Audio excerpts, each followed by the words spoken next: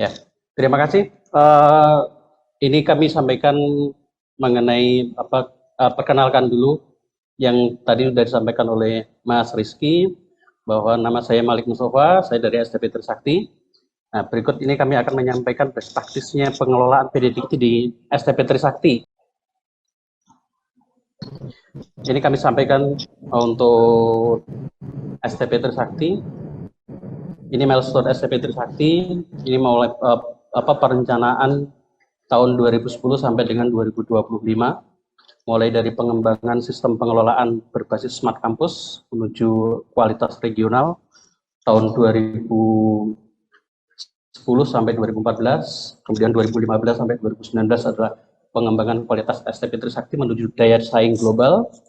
Terus kemudian untuk saat ini adalah pengembangan STP Trisakti menuju Center of Excellence di bidang hospitality dan pariwisata serta berkualitas global tahun 2020 sampai dengan 2025.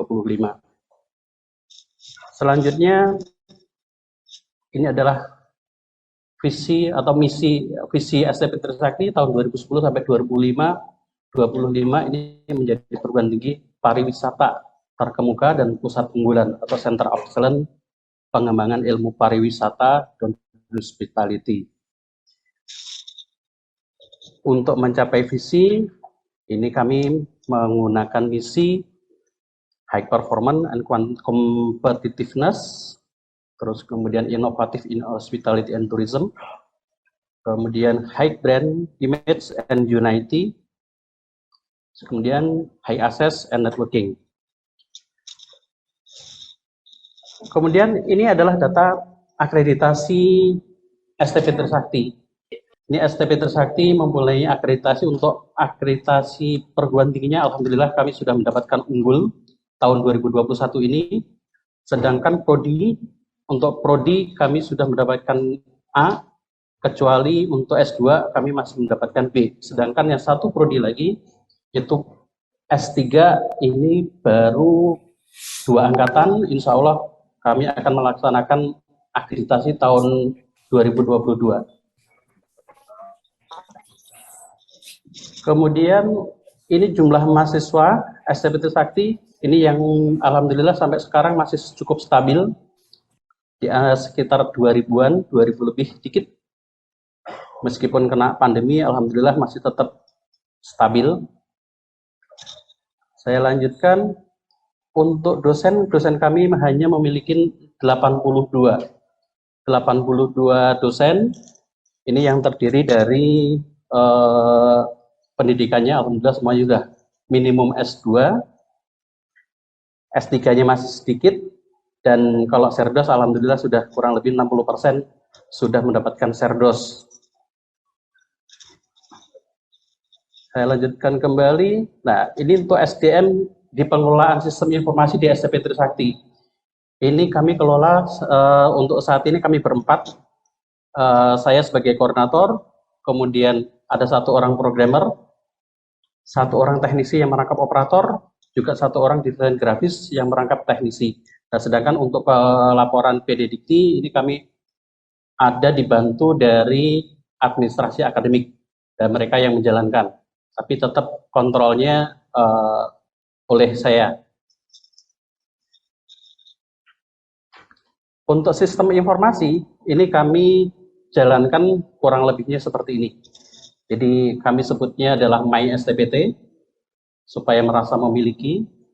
Nah, ini terdiri dari PMB, akademik, kemahasiswaan, prakerin, penelitian, SDM, keuangan, dan eksekutif. Nah, biasanya kami itu di PMB, mulai dari PMB ini kami sudah biasanya lakukan screening mulai dari mahasiswa baru, calon mahasiswa baru itu sudah kami screening, termasuk harus wajib memasukkan NIK. Kalau tadi Pak Novi menyampaikan wajib NISN, iya betul ya. Jadi nomor induk siswa nasional itu harus masuk. Nah, ini berarti nanti harus kami tambahkan juga. Ini biasanya kami perang nih dengan bagian marketing. Karena bagian marketing biasanya kalau banyak yang difilter, yang mendaftarnya juga susah biasanya. Termasuk email pun juga kami validasi. Jangan sampai ada yang sering nulis tuh, misalkan namanya malik@gmail.com harusnya, tetapi nulisnya @gmail.com. Jadi belakangnya N bukan M. Atau spasi Gmail. Nah, itu yang seringkali adalah bermasalah karena untuk era sekarang kan harus menggunakan era digital. Jadi semua harus betul. Yang lainnya mungkin ini tidak saya sampaikan. Terus kemudian ini integrasi sistem kampus di antara kampus dengan PD Dikti yang seperti sudah kita ketahui bahwa sistem perguruan tinggi ada di sebelah kanan, di kiri adalah PD Dikti.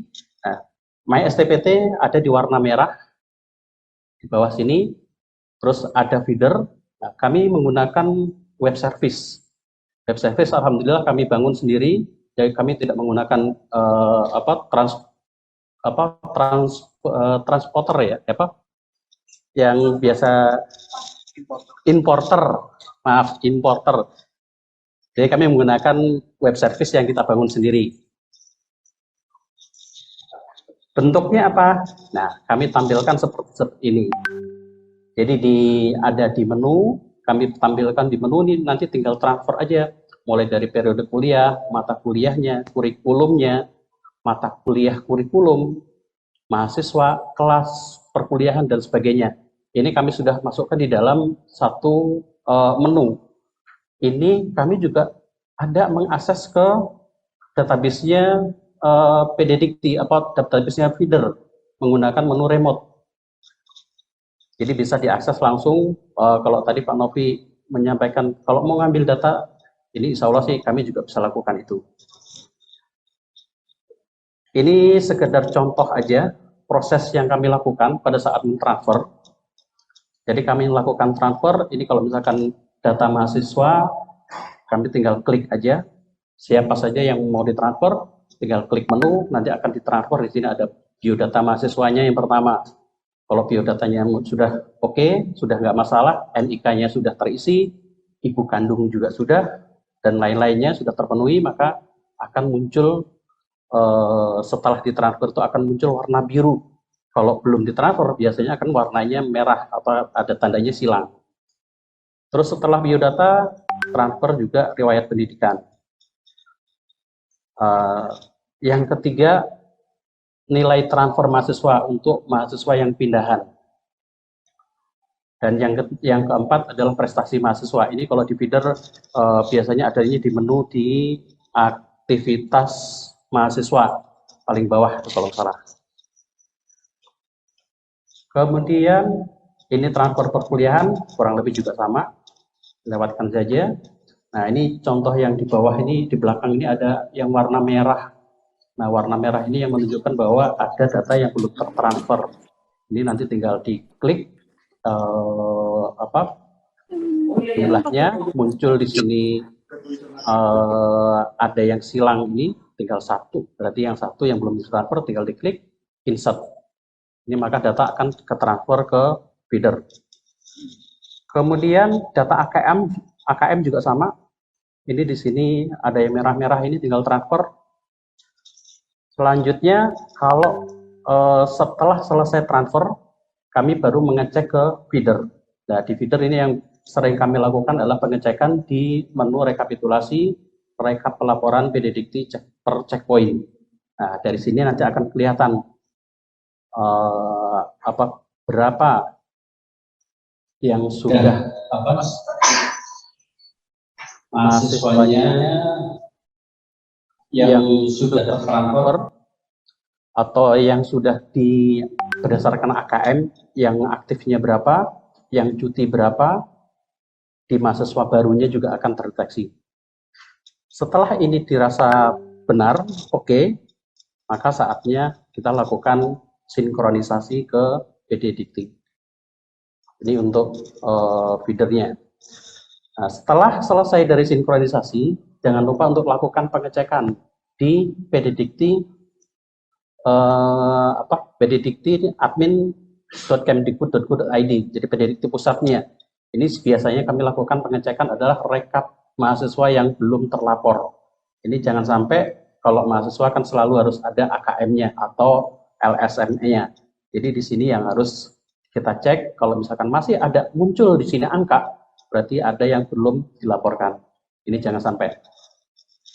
Terus kemudian ini untuk pengelolaan PDDQ-nya. Nah, sekarang terkait dengan akreditasi. Nah, akreditasi ini pada tahun 2020 kemarin kami mengalami adanya perubahan nama prodi. Bapak Ibu mungkin juga banyak yang merasakan ya adanya perubahan. Kami ada 3 program studi yang mengalami perubahan. Jadi S1 Hospitality dan Pariwisata ini berubah menjadi S1 Pariwisata. Yang kedua Sarjana Terapan Perhotelan ini menjadi Sarjana Terapan Pengelolaan Perhotelan. Yang ketiga adalah D1 Perhotelan berubah menjadi D1 Pelayanan Catering. Nah, namun kalau D1-nya ini kami memang sudah tidak ada, sudah tutup, tidak menerima mahasiswa. Ini kami biarkan saja. Nah, ini sebagaimana di SK ini yang terbit dari kementerian yang menyatakan bahwa ada 3 program studi yang berubah. Dari SK ini, selanjutnya kami lakukan koordinasi dengan Pak Novi. Jadi yang pertama kami mengirimkan surat ke LL Dikti untuk melakukan migrasi data. Yang kedua, kami lakukan hapus atau bersihkan laporan PD Dikti di THS 2021. Jadi kemarin sebelumnya yang waktu kemarin rame-rame kita dapat kuota internet, yang pertama itu kita buru-buru laporkan. AKM-nya semuanya sudah saya laporkan. Nah, karena harus migrasi, mau nggak mau kita harus hapus semuanya. Nah, setelah dihapus, baru kemudian proses migrasi dilakukan oleh Pak Novi dan tim bersama juga dengan dari pusat. Setelah selesai migrasi, baru kami lakukan untuk mengisi data ulang atau tadi mensinkronkan kembali. Terus kemudian langkah yang keempat, berikutnya kami disarankan untuk mengirimkan surat ke BAN PT untuk menyesuaikan akreditasi yang tadinya menama kayak D4 Perhotelan menjadi D4 Pengelolaan Perhotelan. Itu kami kirimkan melalui SAPTA. Nah, setelah kami mengirimkan ke SAPTA ini kalau di tanggal kalau salah 23 Februari 2021. Nah, setelah ini yang langkah kelima, data PDD itu sudah bersih ya. Nah, ini yang proses yang kami lakukan pada SAPTA. Ini langkahnya cukup sebenarnya sekali mengirim, kemudian 1 bulan kemudian, jadi kami tanggal 23 Februari mengirimkan surat, tanggal 23 Maret kami sudah mendapatkan SK dari BAN PT yang menyatakan bahwa perubahan nama prodi sesuai dengan SK itu telah disetujui dan keluar SK. Ini surat yang kami kirimkan ke BAN melalui SAPTA. Ini SK dari BAN PT. Namun demikian, kami mengalami kendala ketika SK ini keluar, ternyata dari SK ini ada kesalahan. Di poin kedua, di sini ditulisnya peringkat akreditasi program studi sebagaimana dimaksud dalam diktum ke-1 berlaku sampai dengan tanggal 10 November 2015. Padahal diterbitkannya 23 Maret 2021. Nah, ini yang kami mengalami masalah yang cukup ribet. Kenapa? Untuk selanjutnya, kami akan mengajukan KIP. KIP mempersyaratkan prodinya harus terakreditasi untuk bisa mendapatkan jatah KIP. Nah, sedangkan yang terdaftar di BAN itu masa berlakunya tahun 2015. Ini kayak kami selanjutnya kami mengirimkan surat kembali ke BAN memohon untuk dilakukan perubahan. Ini kalau nggak salah dikirimkan di bulan April tanggal 19. Terus kemudian belum dapat jawaban. Diterima suratnya, tapi belum dapat jawaban. Di Sabto tidak berubah juga. Terus tanggal 23 April kami lakukan pengiriman lagi. Kirim lagi melalui Sabta. Belum ada perubahan juga.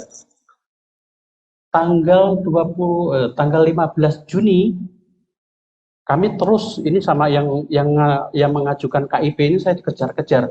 Pak Malik gimana nih? Akreditasi belum keluar juga. Akhirnya di tanggal 15 Juni kami kirimkan lagi ke BAN melalui Sabta. Tapi belum dapat jawaban juga.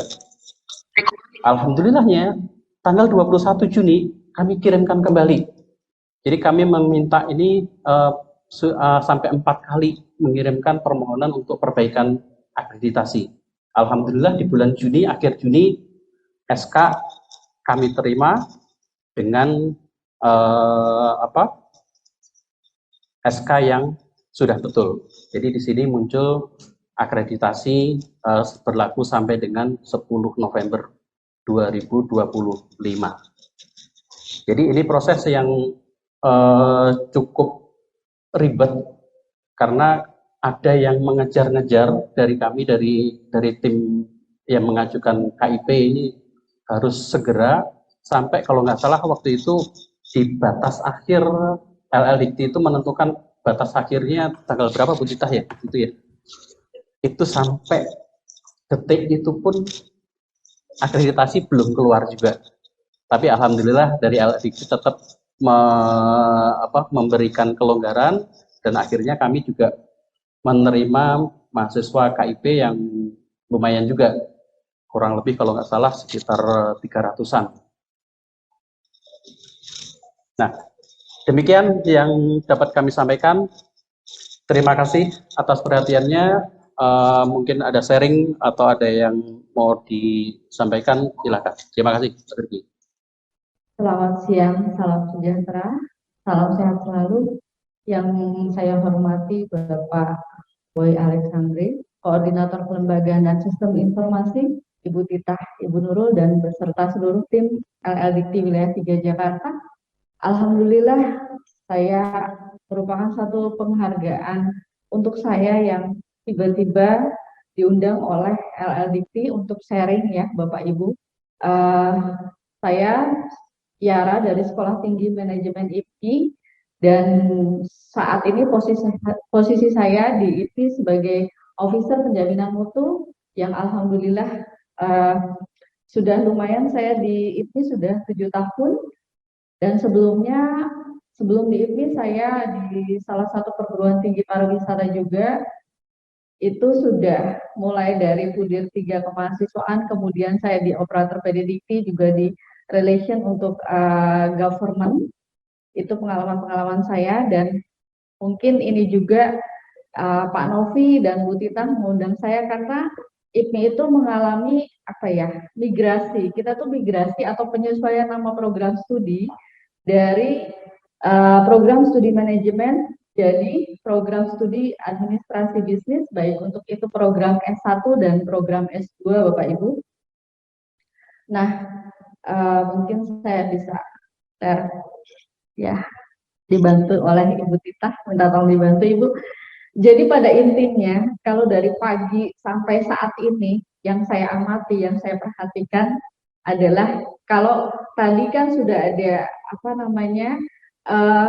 tayangan untuk pemantauan dan sebagainya. Mungkin kalau saya tidak mengulas tentang pemantauan tahap satunya, penilaian tahap 1, tetapi saya lebih ini untuk langkah-langkah yang perlu dilakukan dalam menghadapi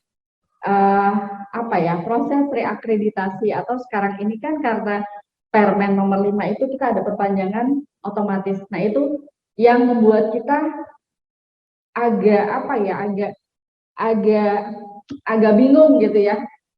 Saya juga sebetulnya awalnya tuh bingung apa sih yang namanya IPPA, apa sih yang namanya ISK gitu. Terus gimana kita harus reakreditasi, apa itu perpanjangan secara otomatis, itu awal tuh saya nggak paham, tapi setelah mengalami proses IPPA baru kami paham di IPMI. Nah, adapun ini yang saya catat dari apa yang saya alami adalah langkah-langkah yang harus dilakukan pada saat reakreditasi kita, baik program studi maupun institusi itu akan habis Bapak Ibu. Nah, untuk IPMI pengalamannya adalah reakreditasi untuk program studi magister. Kita habis tanggal 13 Oktober 2021 kemarin. Nah, jadi langkah-langkahnya adalah yang pertama, benar yang dikatakan oleh Pak Novi dari awal bahwa kita harus selalu cek PD Dikti. Artinya, penjaminan mutu itu tidak bisa berdiri sendiri. Penjaminan mutu itu harus apa ya? Bukan menguasai tapi memahami seluruh kegiatan-kegiatan yang ada di perguruan tinggi. Utamanya adalah untuk PD Dikti. Sehingga kita bisa tahu, oh PD Dikti kita kondisinya seperti apa sih gitu. Karena kan sekarang ada IPPA yang namanya IPPA itu instrumen pemantauan, evaluasi dan penilaian akreditasi. Nah, pada saat IPMI jelang akhir akreditasi itu habis, sebenarnya IPMI itu sudah akan mengajukan reakreditasi untuk program studi S2 karena kami ingin menjadi institusi yang unggul gitu. Sebelumnya pada waktu 7 standar IPMI lumayan untuk akreditasinya itu memang belum A, tetapi apa namanya, cuma selisih sedikit aja kita nggak dapat unggul gitu. Kalau sekarang kriterianya adalah unggul, kalau sebelumnya 7 standar itu A gitu. Nah, kita ingin itu ingin menjadi unggul, tapi ternyata di saat perjalanan kita sedang menyusun untuk reakreditasi mengisi instrumen 9 standar itu, keluarlah informasi bahwa akan ada lembaga akreditasi mandiri. Nah, itu membuat kita juga jadi bingung lagi itu. Ini kita harus gimana? Kita nanti ngajukannya itu ke LAM atau ke BAN PT gitu. Nah, di saat kebimbangan itu dan pasti juga Bapak Ibu mengalami bahwa di perguruan tinggi itu kan aktivitasnya nggak hanya ngurusin akreditasi, macam-macam, apalagi sekarang ini kan kebijakan pemerintah juga ada Merdeka Belajar, Kampus Merdeka itu yang cukup menyita waktu kita juga gitu kan. Akhirnya terlepas dari itu, tiba-tiba IPMI itu dapat surat cinta yang awalnya kami itu di langkah yang kedua, kami tidak mengecek laman Sabto. Laman Sabto BAN PT itu adalah informasi untuk penilaian IPPA itu, informasinya di situ. Jadi saya berharap Ibu Bapak yang akreditasinya akan habis, tolong dipantau Sabtonya. Apa yang disampaikan Pak Novi waktu kita pertama kali sosialisasi tentang IPPA, itu benar sekali, kita harus pantau. Sabto itu tiap hari harus buka gitu. Nah, akhirnya kita baru ngecek, oh ternyata IPMI dapat surat cinta, yaitu penilaian pemantauan tahap 1. Dan di pemantauan penilaian tahap 1 itu, IPMI nilainya itu cukup perbedaannya cukup signifikan karena hanya setengah dari nilai akreditasi yang kita dapatkan gitu. Kita sampai bingung ini kenapa bisa begini, apakah ini efek daripada migrasi kami dari manajemen menjadi administrasi bisnis ataukah hal lain gitu. Akhirnya kami membuat surat ke BAN PT untuk meminta penjelasan, tapi ternyata itu kan sudah lewat penilaian tahap 1-nya. Nah, terus langkah berikutnya saya konsultasi dengan Pak Novi, kita cek PD Diktinya. Ternyata memang benar di situ data kelulusan salah satu di antaranya tidak terpenuhi adalah data kelulusan IPI. Nah, IPI itu ada data kelulusannya di tahun, saya lupa tahun berapa, itu kosong. Karena IPMI itu awalnya untuk mahasiswa S2, tesisnya adalah berbentuk GFP. Itu adalah group field project. Tapi kita mendapat monitoring yang akhirnya kita harus dari GMP itu harus menjadi tesis perorangan. Itu masa transisi itu yang membuat kita jadi tidak ada kelulusan, dan di situ salah satu nilai kita tidak terpenuhi untuk syarat perpanjangan akreditasi, sehingga keluarlah IPPA 1. Selanjutnya setelah IPPA 1 kita kemudian kita mendapat lagi surat IPPA 2. Jadi kita udah masuk sampai ke tahap IPPA 2. Nah, tahap apa, Bu Mbak Tita minta tolong yang untuk pemantauan. Nah, ini kan Bapak Ibu tadi udah lihat ya. Nah, terus untuk selanjutnya di slide yang selanjutnya tahap 1 juga. Nah, di sini ini SAPTA. Ini SAPTA, jadi juga surat pemberitahuan bahwa karena waktu itu IPMI agak bingung, jadi kita kirim surat ke Ban PT minta penjelasan. Nah, ini melalui SAPTA. Akhirnya kita dapat jawaban cepat dari Ban PT dan kita masuk tahap kedua. Selanjutnya adalah, nah, ini surat jawaban dari Ban PT bahwa kita masuk ke tahap kedua. Setelah itu, nah, ini adalah laman Sabto, laman Sabtonya IPMI. Jadi disinilah kita harus memantau bahwa kita masuk di tahap kedua. Nah, dari sini kita harus mengisi DK dan LEK. DK dan LEK itu kita diberi waktu 3 bulan. 3 bulan ini waktu itu keluarnya sekitar di bulan Agustusan, bulan September, Oktober, November. Berarti kan kita terakhir di bulan November. Tetapi di bulan Oktober, SK akreditasi program studi administrasi bisnis program magister habis di 13. Akhirnya kita juga coba-coba cari informasi, yaitu komunikasi. Komunikasi ini sangat penting. Jadi kesana kemari kami mencari informasi bahwa ini nanti bagaimana kalau akreditasi SK-nya sudah habis, kan berarti tidak boleh melakukan yudisium ya, kelulusan. Nah, itu yang menjadi kebimbangan kita, yang akhirnya kita harus menyelesaikan DK dan LEK. DK dan LEK itu sebetulnya hampir mirip dengan instrumen yang kami sudah siapkan untuk instrumen instrumen 9 standar dari program magister, sehingga kami tinggal mengcopy paste, tapi harus hati-hati karena pertanyaannya tuh agak mirip. Takutnya kalau kita nggak hati-hati, kita main copy aja, ternyata itu nggak diminta di IPPA. Nah, mungkin nanti Bapak Ibu jika mengalami seperti kami harus mengisi DK, itu harus hati-hati, jangan sampai copy paste beneran 100% gitu. Nah, terus akhirnya jelang-jelang kita mau habis, itu nyaris 12 Oktober baru kami submit DK dan LEK. Submit DK dan LEK, dan satu lagi itu kan ada yang namanya, mungkin kalau di penjaminan mutu tuh tahu, pada saat kita submit kan juga ada XL-nya. Ya, itu yang harus hati-hati di situ. Jadi strateginya ini waktu itu pokoknya kita masukkan yang Excel dulu, karena Excel itu kan yang akan dibaca oleh mesinnya Ban PT. Jadi ini waktu itu submitnya adalah yang Excel dulu. Excelnya sudah berhasil, baru kita submit DK dan LEK-nya. Nah, setelah kami submit tanggal 12 Oktober, itu tidak ada keterangan apa-apa, tidak diterima juga tidak, hanya ada gambar apa ya, gambar seperti apa ya, seperti kayak pentungan gitu, dan kita nggak tahu itu artinya apa. Nah, setelah itu memang pada saat kita dinyatakan masuk IPPA 2 itu ada diberi PIC-nya. Jadi kalau ada apa-apa kita bisa bertanya kepada PIC-nya. Tetapi setelah kita submit, kita ingin tahu gitu loh, ini kita tuh sebetulnya udah masuk atau sudah diterima gitu. Nah, itu susahnya setengah mati. Akhirnya karena sudah melewati masa habis akreditasi kami, sementara kami juga akan melakukan yudisium untuk program studi program S2, ya kami tunda dulu karena kami konsultasi dengan LLDT tidak boleh melakukan yudisium kalau SK sementara belum terbit.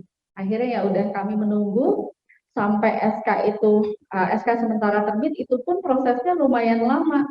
Karena dari kami submit tanggal 12,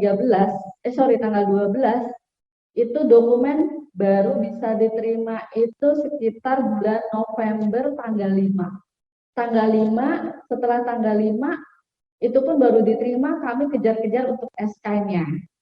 Nah, itu pun sulit untuk komunikasi dengan PIC yang ada di Ban PT. Akhirnya apa yang saya lakukan? Yang saya lakukan adalah saya langsung datang ke kantornya Ban PT. Hanya untuk sekedar nanya ini SK-nya udah keluar atau belum, gitu kan.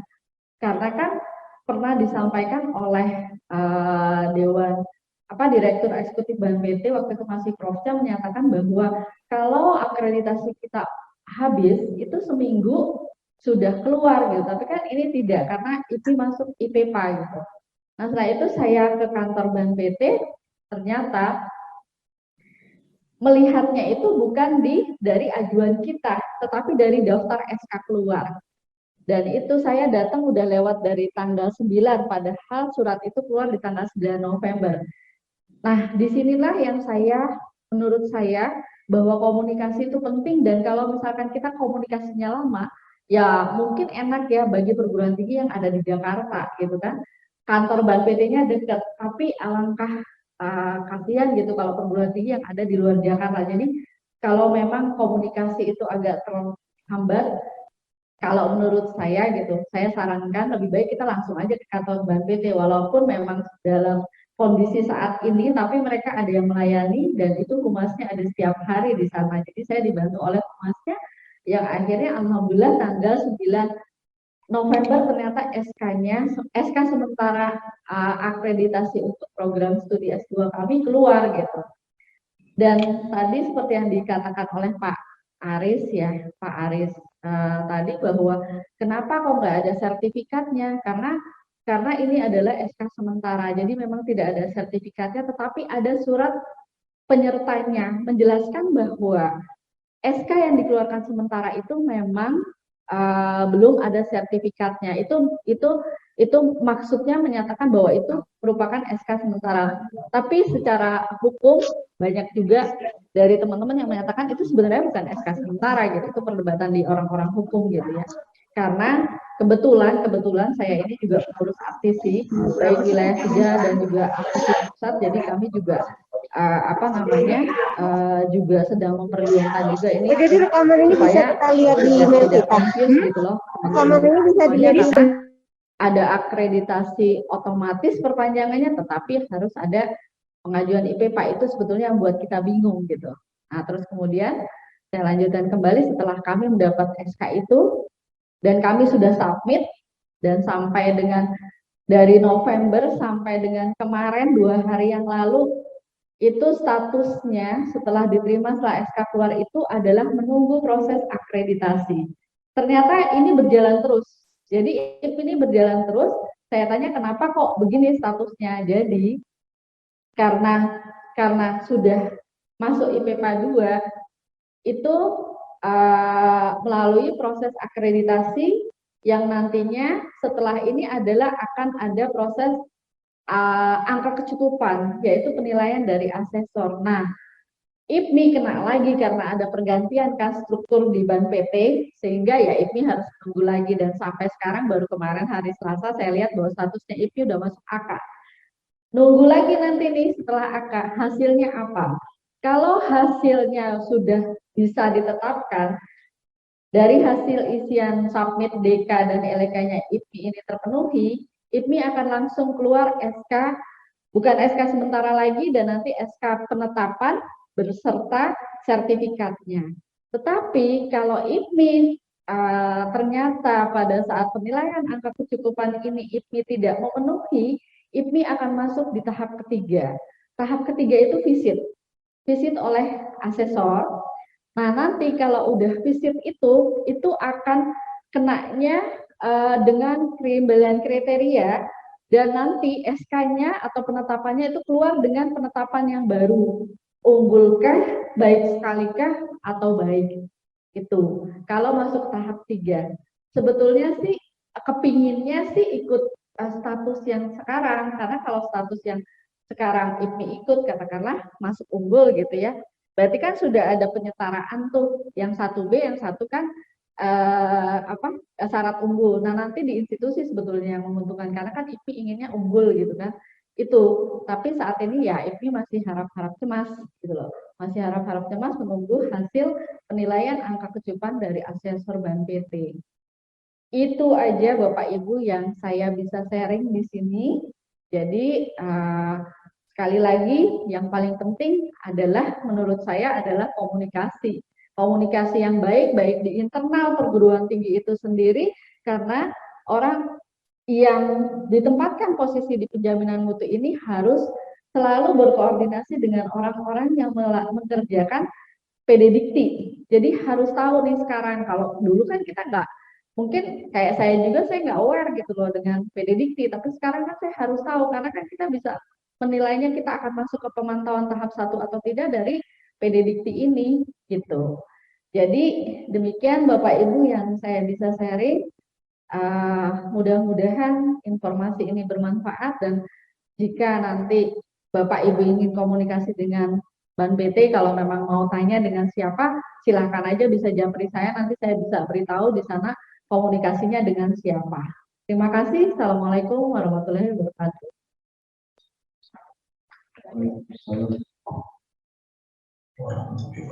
Baik, luar biasa sekali Ibu Yana pengalamannya, kiat-kiatnya dalam yang terjadi dalam pada ini ya. Cukup lengkap juga materi hari ini bahwa ada teknis yang tadi disampaikan oleh Pak Aris dari penerima dan pengalaman dari SDP Trisakti dan kiat-kiat yang harus dilakukan dalam menghadapi permasalahan yang menghadapi IPA ini. Oke, kita berlanjut sesi diskusi. Mungkin ada teman-teman yang hadir secara luring mau bertanya. Kami persilahkan bisa ke Pak Malik atau ke DPR. atau mungkin dari teman-teman yang secara dari juga mau bertanya silakan. Mungkin pada ngantuk ya teman-teman ya. Habis makan, posisi dingin ya. Mungkin yang mau ngopi juga silakan ngopi. Jadi bisa dibilang Bu Yana ini bahwa penjaminan mutu ini harus harmonis ya sama PD pengelola data ya. Jadi tidak ada faktor like or dislike atau jadi sehingga kerjasama yang bisa menghasilkan lolos dari IPA pemantau satu ya Bu ya. Jadi penjaminan mutu juga harus memahami tentang data PDDT dan komunikasi tadi ya Bu ya yang wajib dikedepankan. Gimana teman-teman dari Luring yang mau bertanya?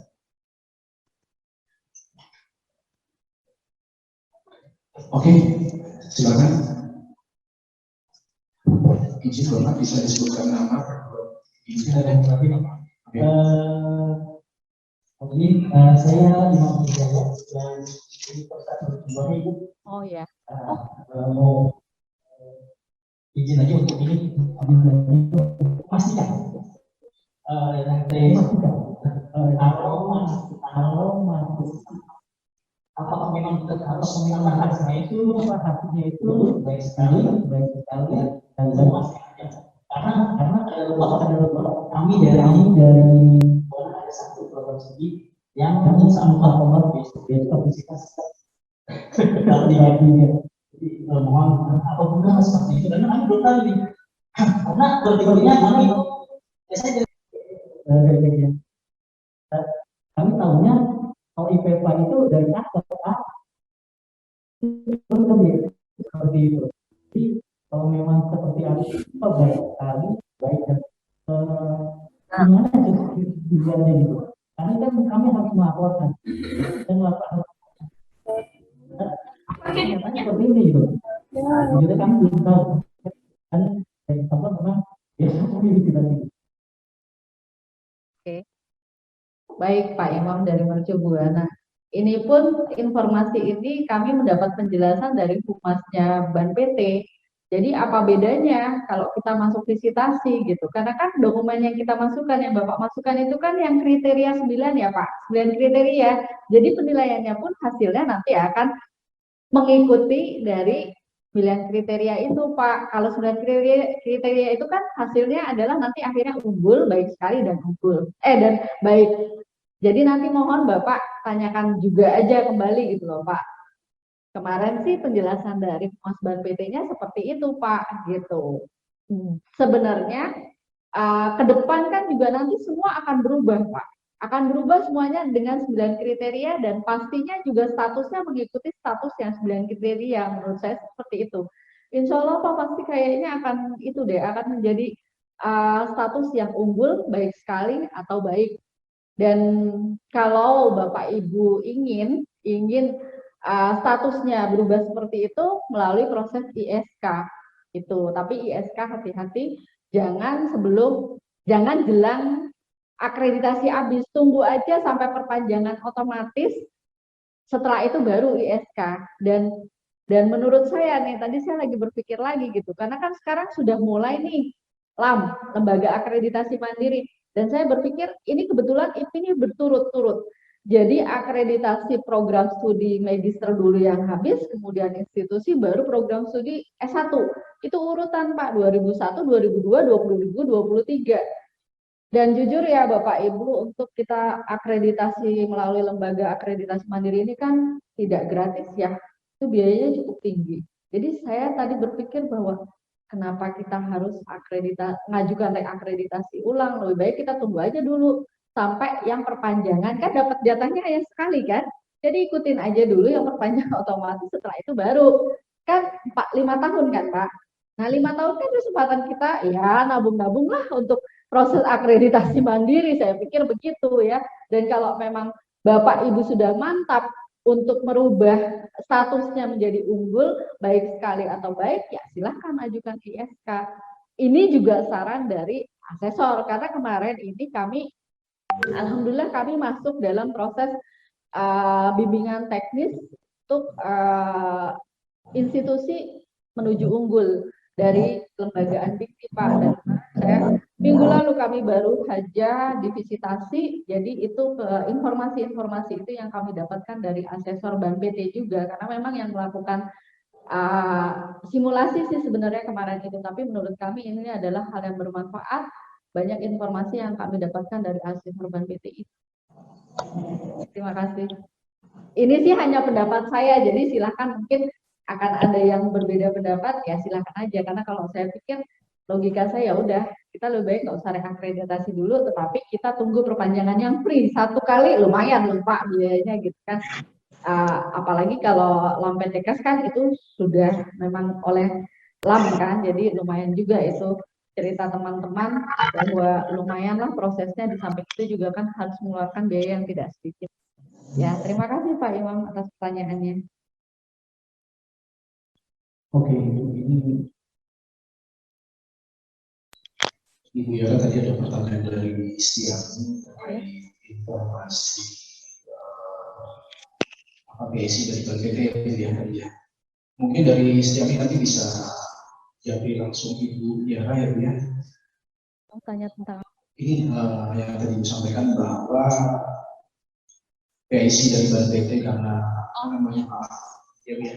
Ini nanti bisa jadi langsung ke Ibu Yara, mungkin nanti kami akan sebutkan nomor handphone Ibu Yara ya. Oke, untuk pertanyaan selanjutnya mungkin dari biasanya nih Bu Husna biasanya suka kemudian kali ini jadi pendiam. Jangan Bu Husna mah udah lebih paham daripada saya. Jangan. Oke. Jangan. Ini Om Rahmi juga mau jadi pendiam ini. Oke. Enggak apa-apa Bu. Sharing. Gimana teman-teman yang dari hadir di ruangan ini ada pertanyaan? Atau dari yang lain? Oke, mungkin sudah paham semua ya kira-kira ya. Tidak ada pertanyaan lagi berkat penjelasan yang cukup detail, yang sangat membantu, informasi yang luar biasa. Ya gimana biar? Bapak Ibu, sekedar sharing aja, kalau mungkin ada yang tertinggal ingin ditanya kepada saya berikan nomor handphone saya ya. Kebetulan saya juga di Musafisi tadi seperti yang sudah saya sampaikan, mungkin juga nanti Ibu Bapak mau sharing tentang apa yang Ibu rasakan kebulan ini, silakan. Saya di 0818 95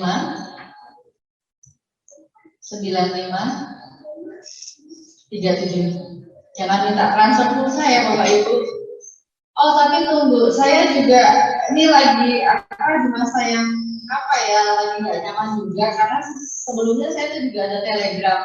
Nanti kalau seandainya ada yang Ibu udah ini nomor saya, kelihatan nomor saya sudah di-hack, jadi ada yang minta pinjam uang atau menawarkan investasi itu, tolong abaikan saja ya, karena saya saat ini juga lagi di kondisi yang tidak nyaman, jadi tolong diabaikan. Itu Telegram, sebenarnya Telegram saya juga udah saya uninstall di HP saya, gitu. Tapi nggak ngerti kenapa yang namanya kecanduan itu sebetulnya Bapak Ibu. Itu aja mungkin yang saya sampaikan kembali. Terima kasih. Baik, terima kasih Ibu Yata. Oke, saya kasih kesempatan sekali lagi mungkin bagi teman-teman yang mau bertanya. Oke, silakan Ibu. Siap. Sudah ditransfer Ibu pertanyaan Ibu semuanya. Mohon maaf, saya Indah dari Mas, mungkin banyak. Kemudian institusi kami juga menghadapi masa berakhir administrasinya insya Allah Oktober 2022. Kami mempertimbangkan juga sampai yang kasus administrasi ini. Nah, mungkin hanya ini ya apakah apa yang Ibu alami sama seperti kami di bulan-bulan kemarin itu sampai saat ini juga kami berusaha mensimulasikan juga dari syarat perlu, kemudian syarat penentuan tahap satunya kami simulasikan, dan saya juga dari SPM-nya. Kemudian kan ada syarat ada nilai minimal itu. Kemudian institusi kami sudah A, jadi untuk ke A lagi kami harus memenuhi nilai 3,5. Nah ini berarti masih dalam waktu sekian bulan dari yang pertama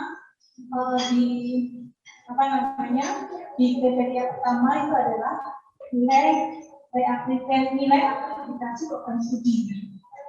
Jadi apakah yang Ibu alami adalah apakah sudah cukup atau mengejar ketinggalan?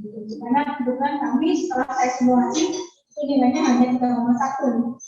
Jadi masih kurang 0,4 poin untuk ke 3,5 sebagai nilai minimal. Dan yang lain juga masih disimulasikan betul. Tapi insya Allah sudah memenuhi dari 10 sama-sama kriteria itu kami yang terganjal di reakreditasi. Makanya kami karena itu reakreditasi semua program studi yang terjadi tes nasional, maka kami mensimulasi mana nih yang harus reakreditasi, mana yang ISK, dan mana yang IPK. Apakah langkah-langkah ini seperti ini dengan terbatasnya waktu ya?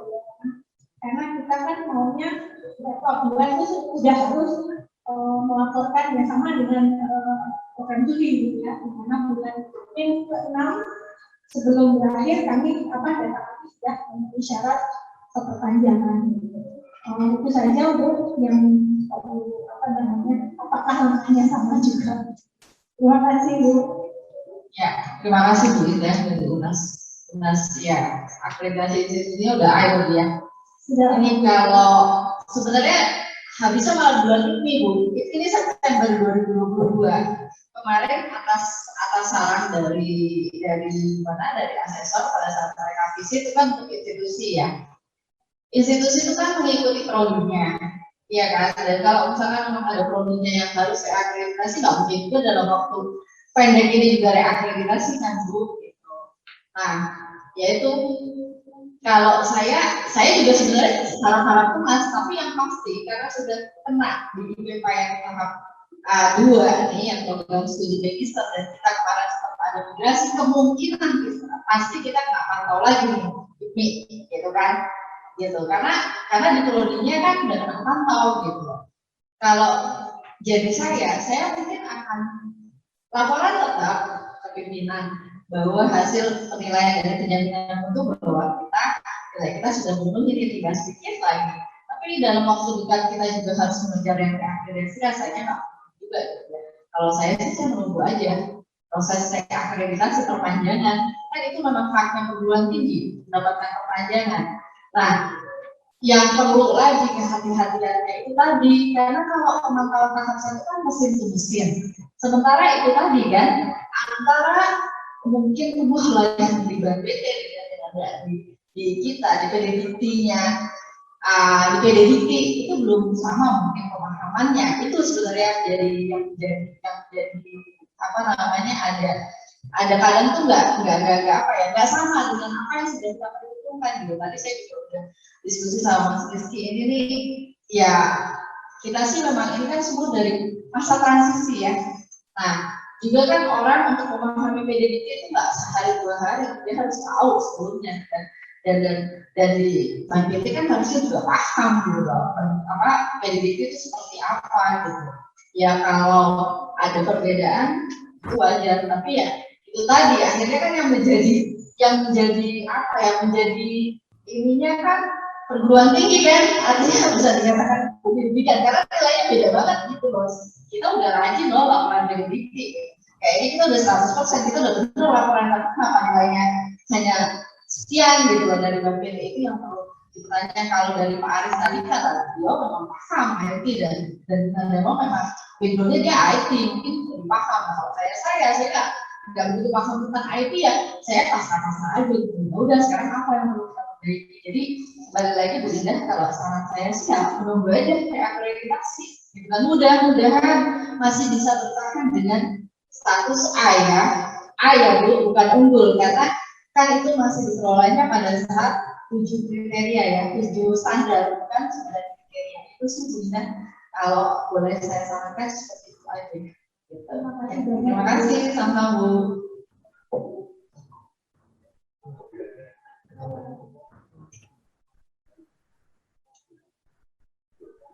Oke, terima kasih Ibu atas penjelasannya. Mungkin ada yang ingin bertanya lagi. Apa, Pak Taufik mau bertanya?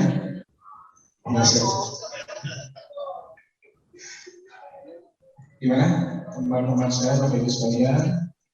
Oke, izin bertanya Ibu Yara, kami akan habis masa akreditasinya September 2022. Berdasarkan penjelasan Ibu, berarti kami tidak usah mengajukan akreditasi, menunggu saja perpanjangan otomatis ya Bu.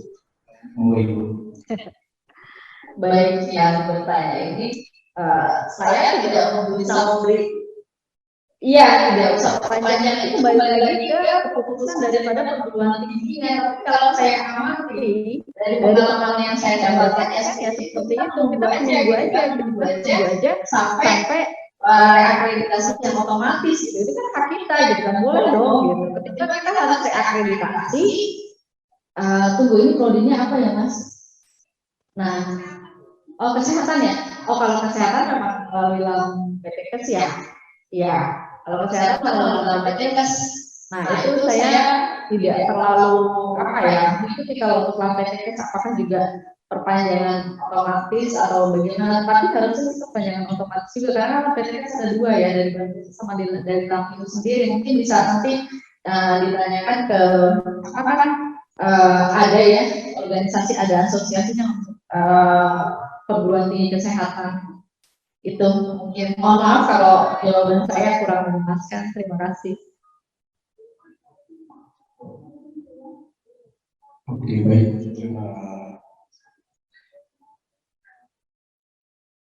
Terima kasih Ibu Yana.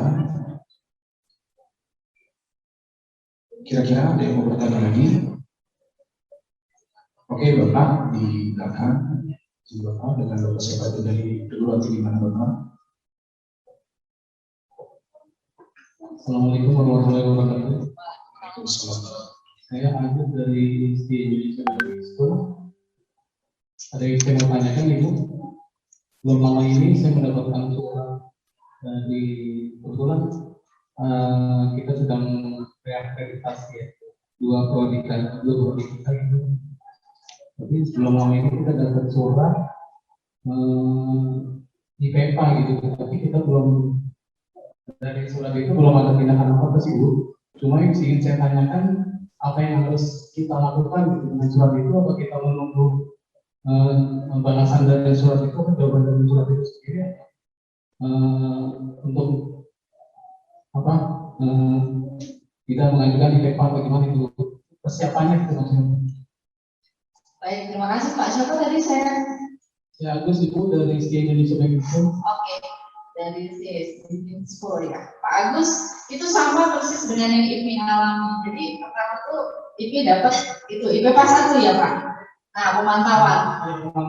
Nah, setelah dapat IPK 1 itu bingung. Iya, kita bingung. Ngapain? Iya, mau ngapain gitu kan. Saya tanya sana, tanya sini, tanya ke orang-orang Bank BT juga. Mereka bilang, biarkan aja dulu. Diamin aja sampai dapat yang berikutnya. Tetapi saya nggak kebagian, saya konsultasi dengan LLDP melalui Pak Novi. Kan udah dapat tadi suratnya itu kan Pak, penilaiannya kan Pak. Nah, penilaiannya itu saya bawa ke Pak Novi ini tolong dicek dong, bener nggak sih PDDT-nya itu seperti ini kok bisa kosong gitu. Kenapa lulusan kosong, kenapa dosen begini, begitu dan sebagainya gitu. Apalagi kan penghitungan rasio dosen itu bukan dari dosen yang ditempatkan di situ, tetapi yang mengajar. Ya, kita yang sekarang kan yang mengajar, kan yang dihitung. Nah, itu kan ada perbedaan lagi, Pak. Jadi, sebaiknya kalau saran saya, coba Bapak lihat lagi surat cintanya itu, nilainya bagaimana. Dan yang kedua adalah Bapak siap-siap untuk pengisian DK dan LIK. Kalau tadi Bapak bilang akan siap-siap akreditasi, sudah mulai belum menyusun 9 standarnya. Nah, kalau sudah berjalan, Bapak nggak dari nol, jadi nanti pada saat pengisian DK kan udah ada bahan dari Bapak susun, kan 9 standar itu nanti tinggal dipindahkan aja, tapi hati-hati gitu loh.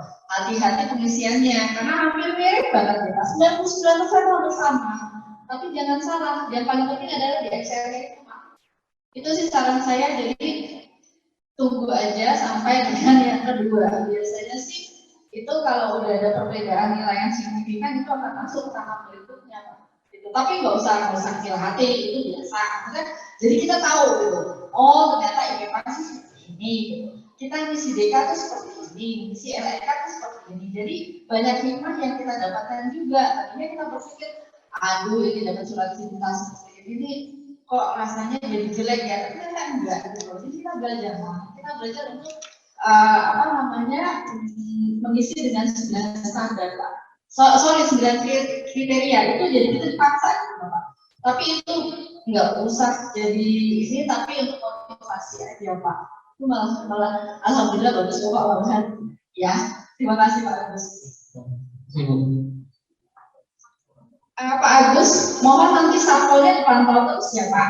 Karena nanti akan ada di situ soalnya. Harus harus mengisi, harus submit, harus buat isi LDK, isi LEK itu di Sabto Pak. Ya jadi Sabtonya terus dipantau aja Pak. Karena kalau kita lewat dari Sabto sementara kan untuk submit itu 3 bulan waktunya. Tapi Bapak hati-hati habisnya kapan, dan kalau itu tuh kalau sudah habis kan kita nggak boleh meluluskan Pak. Itu yang perlu diperhatikan Pak, saran saya. Terima kasih Pak. Oke, baik. Ini ada pertanyaan lagi dari Ibu Reni Nur Jasmine dari Indo. Izin bertanya Bu Siara, berapa lama waktu dari status agar menjadi status AL kalau misalnya masuk pemantauan 3 tahap 3 ya Bu ya? Apa yang perlu disiapkan jika masuk tahap pemantauan 3? Dilaksanakan secara daring atau luring dari pengalaman Ibu ya? Sebetulnya ini belum masuk pengalaman untuk AL ya, akreditasi lapangan atau visitasi. Sekarang juga masih menunggu, karena sekarang ini statusnya ini adalah angka kecukupan, artinya baru dalam proses penilaian oleh asesor atas dokumen yang disubmit. Jadi belum tahu persis berapa lamanya, dan ini baru 2 harian lah dari kakak untuk menuju apakah nantinya itu akan AL ataukah akan berhenti sampai akan selesai langsung ditetapkan gitu. Nah terus apa saja yang harus disiapkan? Yang harus disiapkan adalah dokumen yang apa ibu dan bapak tulis di dalam DK dan LEK itu, semuanya harus disiapkan dokumennya gitu. Dan kalau sekarang kan karena memang suasananya juga pandemik dan biasanya juga untuk menghemat waktu di dalam tulisan LEK itu pasti kita sudah memasukkan apa ya URL-nya, jadi asesor kan bisa langsung lihat gitu loh, apakah dokumen ini ada atau dokumen ini tidak ada gitu. Nah kalau itu akan diadakan secara daring kah atau secara luring kah, kemungkinan bisa dua-duanya gitu loh. Bisa secara jadi hybrid ya Bapak Ibu gitu. Jadi kita harus siap dengan kondisi apapun. Yang paling penting yaitu dokumen yang apa yang kita tulis di dalam LED, apa yang kita sampaikan di dalam LK itu yang harus disiapkan. Itu aja sih saran saya. Terima kasih.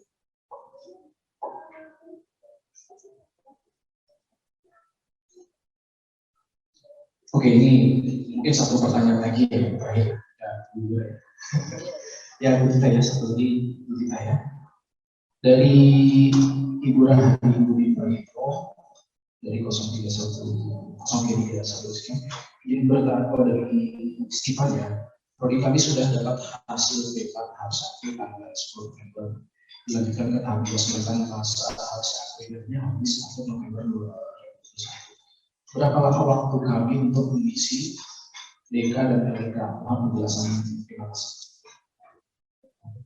Kalau untuk pengisian DK dan LEK itu adalah dibuat oleh Bank PT 3 bulan. Cuma yang perlu diperhatikan, yang perlu hati-hati adalah apakah Stefan akan melakukan yudisium di antara waktu 3 bulan itu. Kalau pengalaman IPMI dari 3 bulan itu memang akan melakukan yudisium gitu di Oktober, sehingga IPMI mempercepat untuk submit DK dan LEK-nya habisnya 13 Oktober. Ya 1 hari sebelumnya ini submit, dan itu tuh masih menunggu akreditasi SK sementaranya kan dari 12 Oktober submit, terus kemudian diperiksa oleh operator, oleh adminnya Bank PT, itu hanya menyatakan bahwa dokumen sudah diterima baru SK itu keluar gitu. Jadi tadi aku nanya. Jadi berapa bulan ya? Berapa lama? 3 bulan. Diberikan waktunya 3 bulan, tapi lebih baik lagi, lebih cepat, lebih baik untuk segera submit, karena supaya SK sementara juga segera keluar, karena nggak bisa dipastikan sih berapa lamanya SK sementara itu keluar gitu. Itu yang dialami oleh ini. Terima kasih. Jadi Pak, kalau Bapak mau isi IP Pak, Bapak buka Sabtonya ya. Nah di Sabto itu akan kelihatan dosen yang ada di prodi itu. Jadi kalau IPA kami mengisinya dosen yang ada yang sesuai sama ininya Sabto Pak. Di situ ada kok dosennya siapa aja sih asisi-asisinya. Jadi kami tetap berdasarkan yang ada di laman Sabto Pak. Jadi kalau yang mengajar itu kan tadi menghitung rasio Pak. Rasio untuk penilaian kan Pak. Itu yang kita belum sama dengan apa yang ada di yang harus diisi di IPA Pak. Di IPA itu kan nggak ada sekarang dosen mengajar. Ya artinya mungkin dia sebagai dosen tidak tetapnya dari prodi itu mungkin boleh dimasukkan Pak. Gitu. Jadi kalau kami ini mengisinya tetap nama yang ada di Bank PT dan sesuai nama yang ada di PPDB-nya kan Pak. Misalkan prodi apa? Bapak misalkan aja di prodi A, ya mau Bapak di prodi A, gitu sih Pak. Ya. Mungkin satu lagi ya, saya pernah waktu di Sabto, dosen yang ada di situ, ya kayak saya di sekitar pasar. Tapi pas di PDB-nya ada 7. Itu gimana? Apakah memang nanti dia di Sabto itu mengikuti data terakhir yang kita data? Atau di press tiba-tiba nanti ke 7 gitu? Atau kita yang terakhir ada 7, tapi di Sabto 8. Pas dicek satu lagi ternyata yang satu lagi itu RUP berubah, makanya apakah tetap mengikuti yang ada di Saktor atau kita isi rekannya di refresh jadi 7 itu sih Bu. Yang 7-nya tadi di mana? Di PDDP 7, di Sato 8. Sama dengan IV itu di situ 10, padahal sebenarnya dosen IDN-nya hanya 9, satu dia RUP. Nah, itu kami tetap isi di RUP dan beliau sebagai dosen tidak tetap, lebih parah lagi di IPA. Di Satonya ada 10, satu di antaranya sudah meninggal. Nah, kan kita bingung ini isinya gimana gitu. Sementara untuk memperbaiki PDDP-nya kan itu udah migrasi, udah terputus, ya udah kita diamkan aja. Nanti pada saat visit itu yang akan kami jelaskan kepada asesor gitu Pak Paling. Ya, jadi seperti itu. Kalau RUP kan masuknya di dosen tidak tetap Pak. Ya. Jadi nanti terpisah. Jadi 7 di RUGN, 1 di dosen tidak tetap di sini IG Pak. Gitu. Ya Pak, terima kasih. Oke, baik. Ya, terima kasih kepada teman Bapak Ibu sekalian yang hadir secara daring maupun yang luring. Jadi bisa dibilang dengan adanya PPAP ini kita dipaksa untuk melakukan pelaporan PDDP secara baik dan benar agar kita bisa lolos dalam tahap pemantauan satu ya Bu ya. Ya, agar tidak berlanjut ke pemantauan 2. Tapi di sini pengelola PDDP tidak bisa bekerja sendiri karena harus ada supporting dari lembaga penjaminan mutu yang berbasis PMI untuk mungkin sekedar mengingatkan bahwa untuk akreditasi ini SPR dan LPM ini memang ujung tombaknya gitu ya. SDM, PDDP, dan fakultas itu hanya masih fokus saja. Jadi penjaminan mutu ini harus rajin woro-woro agar pemantauan tahap 1 bisa terlewati dengan baik. Nah, mungkin nanti ada beberapa bulan yang LPM atau SPM sudah cukup bagus, bisa share informasi, share pengalaman agar bisa masuk bagi teman-teman perguruan tinggi lainnya. Oke, baik Bapak Ibu sekalian, kami ucapkan terima kasih kepada Ya, sekali lagi terima kasih Bapak Ibu sekalian narasumber. Mungkin kita langsung ke Pak Boy ya.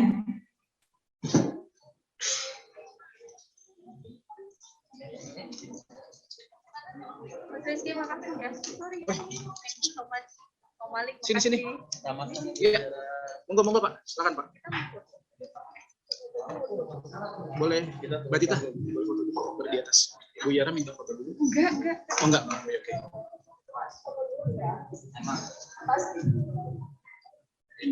Iya. Silakan Pak Boy. Ya. Ini aja ya. Oke. Mungkin dideketin ke sini ya, Pak. Oh gitu ya. Oke, siap.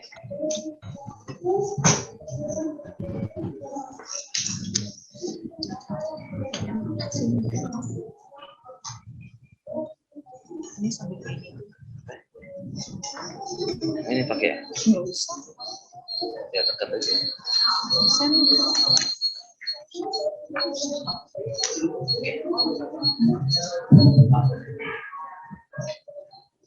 Makasih Bu Tita. Dengeran nggak? Dengeran soalnya kayak Bapak Ibu yang daring dengeran.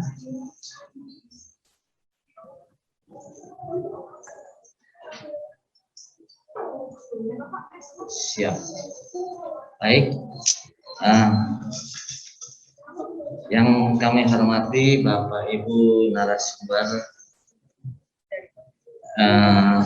yang kami hormati juga Bapak Ibu peserta kegiatan bimbingan teknis data PDDP untuk pemantauan tahap 1 BAN PT secara hybrid yang telah mengikuti kegiatan ini mulai dari sesi pertama hingga selesai sesi kedua, baik yang secara luring atau daring. Assalamualaikum warahmatullahi wabarakatuh. Waalaikumsalam. Selamat sore Bapak Ibu semua. Puji syukur pada Allah Subhanahu wa Ta'ala, karena dengan rahmatnya kita dapat menyelesaikan kegiatan bimbingan teknis data PDDikti untuk pemantauan tahap pertama Ban PT secara hybrid. Bapak Ibu yang saya hormati, izinkan saya membacakan laporan dari hasil rekapitulasi kehadiran per pukul 13.30 waktu Indonesia bagian Barat sore ini.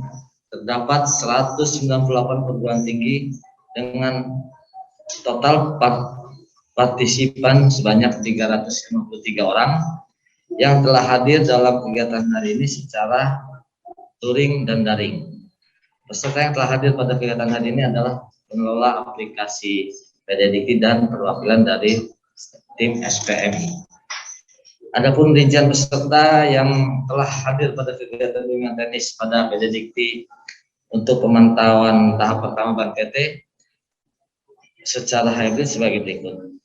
Universitas berjumlah 17 perguruan tinggi, institut berjumlah 1 perguruan tinggi, sekolah tinggi berjumlah 6 perguruan tinggi, sedangkan akademi berjumlah 2 perguruan tinggi.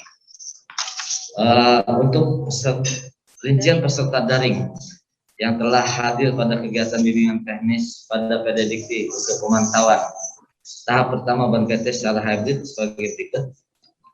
Untuk universitas berjumlah 35 perguruan tinggi, institut berjumlah 11 perguruan tinggi, sekolah tinggi berjumlah 48 perguruan tinggi, akademi berjumlah 25 perguruan tinggi, politeknik berjumlah 5 perguruan tinggi.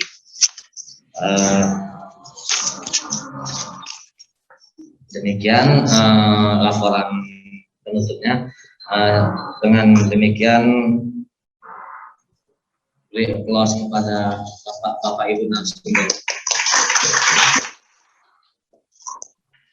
Demikian juga buat Bapak Ibu peserta yang daring maupun luring. Berikan aplaus.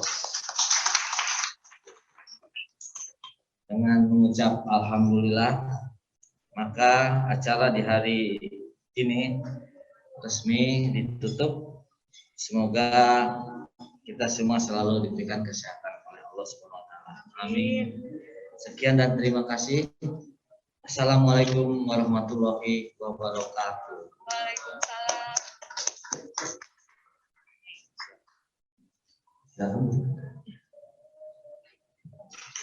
Ya.